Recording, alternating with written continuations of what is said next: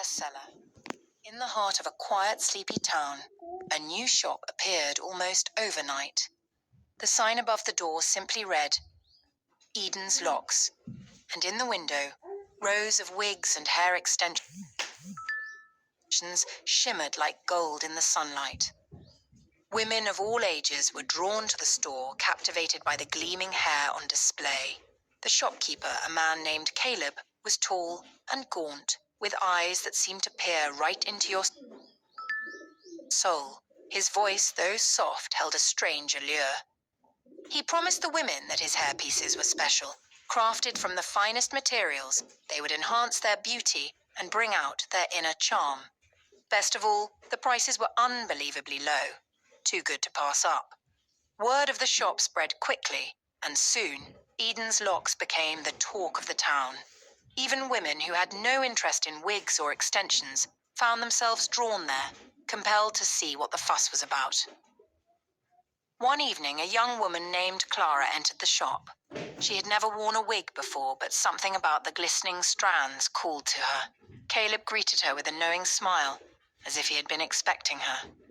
"You'll find what you're looking for here," he said, pulling out a wig that shimmered like stardust. Clara, entranced, purchased it immediately. The moment she placed it on her head, she felt a surge of energy. Her reflection in the mirror showed a woman transformed, more radiant, more confident than she had ever been. She left the shop feeling invincible. But that night, Clara had strange dreams. She saw herself wandering through dark forests, pursued by shadows. She woke up with a headache but brushed it off as stress.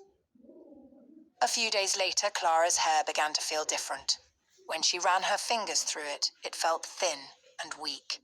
She assumed it was nothing, but as the days passed, more and more of her hair began to fall out. One morning, she awoke to find her pillow covered in strands. Panicked, she rushed to the mirror only to see that her once full head of hair had been shaved clean. There were no clippings, no evidence of what had happened, just smooth, bald skin. Terrified, Clara returned to Eden's Locks, but the shop was gone. The building stood empty, the windows dark as if it had never been there.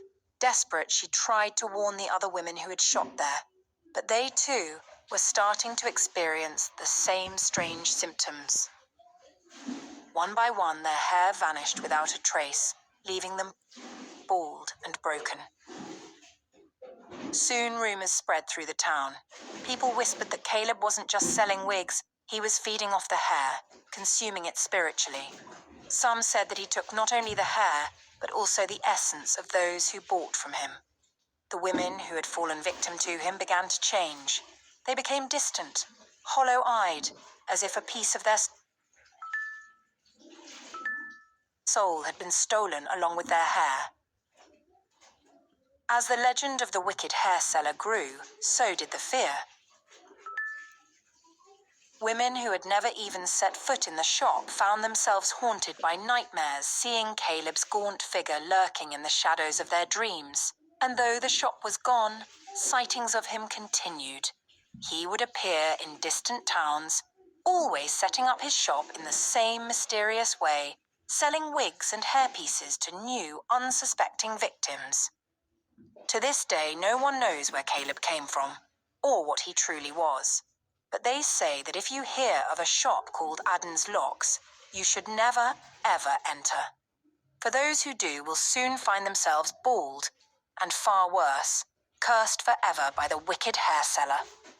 The wicked. Subscribe, like, and share. If you find the story interesting, leave a comment. Bye-bye for now. See you next time.